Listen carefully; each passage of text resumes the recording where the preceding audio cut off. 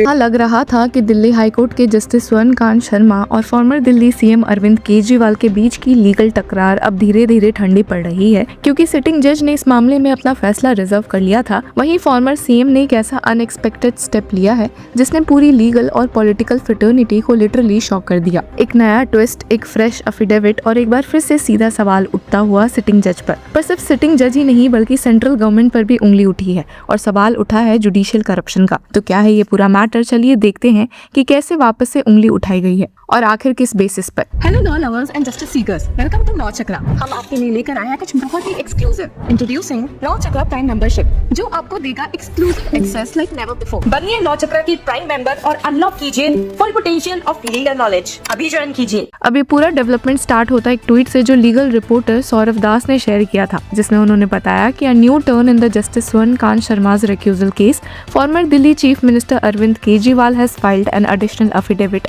in his application seeking recusal। अब यहाँ समझने वाली बात यह है कि recusal का मतलब होता है कि किसी जज को केस से हटने की रिक्वेस्ट की जा रही है, यूजुअली इस बेसिस पर कि इम्पार्शियलिटी या फेयरनेस पर डाउट क्रिएट हो रहा है। और जहां अब तक former CM justice Swarana Kanta Sharma से रिक्वेस्ट कर रहे थे कि वो दिल्ली एक्साइज पॉलिसी केस को सुनने से मना कर दे, उसी केस में अब अरविंद केजरीवाल ने एडिशनल एफिडेविट फाइल करके सबको चौंका दिया है, जिसमें उन्होंने कुछ नए फैक्ट्स इंट्रोड्यूस किए हैं जो अलिजिडली उन्हें 9 अप्रैल 2026 को पब्लिक डोमेन में आए रिपोर्ट्स के थ्रू पता चला। और ये रिपोर्ट्स भी थे सौरभ दास के। अब अरविंद केजरीवाल खुद एफिडेविट में कहते हैं, I state that subsequent to the filing of my recusal application, certain material facts came to my knowledge when they were released in the public domain on 9 April 2026 by a legal reporter Mr. Saurabh Das. और यहीं से पूरा narrative change हो जाता है।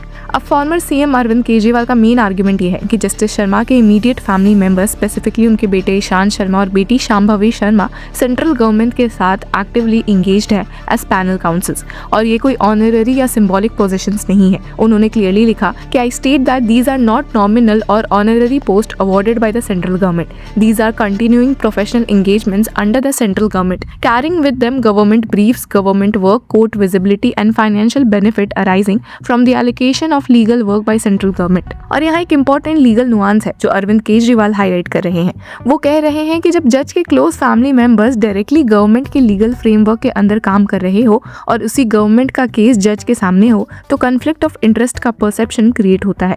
और ये सिर्फ परसेप्शन का मैटर नहीं है बल्कि कॉन्स्टिट्यूशनल प्रिंसिपल का इशू है, जहाँ जस्टिस सिर्फ होना नहीं चाहिए बल्कि दिखना भी चाहिए। इसी एफिडेविट में एक और क्रूशियल पॉइंट उठाया गया है सॉलिसिटर जनरल तुषार मेहता के रोल को लेकर। अब अरविंद केजरीवाल ने ministry of law and justice के नोटिफिकेशन का रेफरेंस दिया, जिसपे क्लियरली बताया गया है कि सुप्रीम कोर्ट के केसेस का एलोकेशन कैसे होता है। The list of cases will thereafter be placed before the learned solicitor general of India, वो will mark the matters to the council from group A, B, C panel। और ये line काफी significant है क्योंकि अरविंद केजरीवाल ये एस्टैब्लिश करने की कोशिश कर रहे हैं कि जो लॉ ऑफिसर उनके अगेंस्ट आर्ग्यू कर रहा है वही इनडायरेक्टली जज के बच्चों को केसेस एलोकेट करने वाले सिस्टम का पार्ट है। और इसी बेसिस पर वो कहते हैं the political sensitivity of the case materially sharpens the conflict and amplifies the apprehension of bias.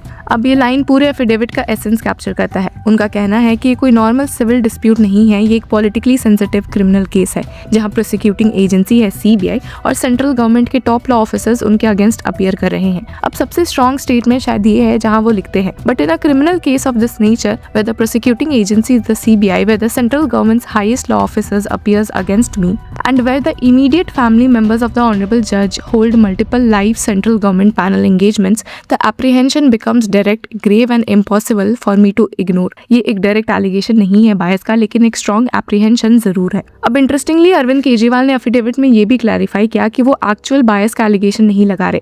I clarify that I am not alleging actual bias nor am I attributing any improper motive. एक strategic legal positioning है क्योंकि courts generally actual bias prove करने की expectation नहीं रखते, बल्कि reasonable apprehension भी काफी होता है रिक्यूजल के लिए। इसके अलावा एक और डायमेंशन है प्रोसीजरल फेयरनेस का। अरविंद केजरीवाल ने कंप्लेन किया है कि उन्हें प्रॉपर अपॉर्चुनिटी नहीं दी गई रिजोइंडर आर्ग्यूमेंट्स के लिए। उन्होंने लिखा है कि जब उन्होंने अपने आर्ग्यूमेंट्स कंक्लूड किए तब उन्हें ये एक्सपेक्टेशन नहीं थी कि हियरिंग इतनी देर तक चलेगी। I had no reason to expect that the matter would continue substantially beyond normal court hours. और फिर जब प्रोसीडिंग 7 बजे के बाद तक चली और कंक्लूड हो गई तो उनके हिसाब से उन्हें इफेक्टिवली अपना रिबटल देने का मौका नहीं मिला। ये प्रोसीजरल एस्पेक्ट भी उनके ओवरऑल एप्रीहेंशन को स्ट्रेंथन करता है। वो कह रहे हैं कि सिर्फ सब्सटेंटिव कॉन्फ्लिक्ट नहीं है बल्कि प्रोसेस भी उनके अगेंस्ट जा रहा है। और जब रिक्यूजल एप्लीकेशन पेंडिंग थी तब भी कोर्ट ने मेन मैटर में कुछ इफेक्टिव ऑर्डर्स पास किए जिसे वो जुडिशियल प्रोप्राइटी के अगेंस्ट बताते हैं। एक और इंटरेस्टिंग एलिगेशन ये है कि अरविंद केजरीवाल ने कहा कि सॉलिसिटर जनरल तुषार मेहता को ये फैक्ट्स पहले ही डिस्क्लोज करने चाहिए थे। This should have been pointed out on the first date of hearing by the learned solicitor general himself. ये एक तरह से ट्रांसपेरेंसी का इशू रेस करता है जहां लिटिगेंट को खुद फैक्ट्स डिस्कवर करने पड़ रहे हैं। और आरटीआई डेटा का यूज भी काफी इंपैक्टफुल है।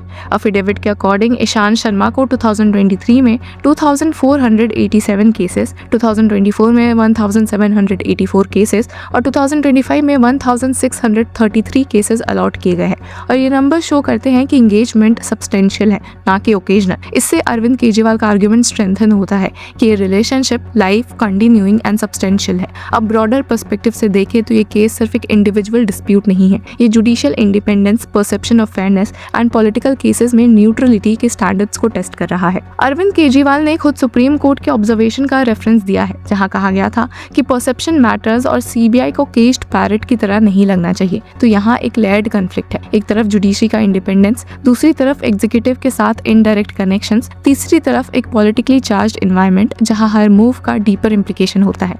अब सवाल ये उठता है कि क्या ये ग्राउंड्स रिक्यूजल के लिए काफी हैं? लॉ के हिसाब से it is enough if the circumstances are such that a fair minded litigant can reasonably apprehend that justice may not appear to be done.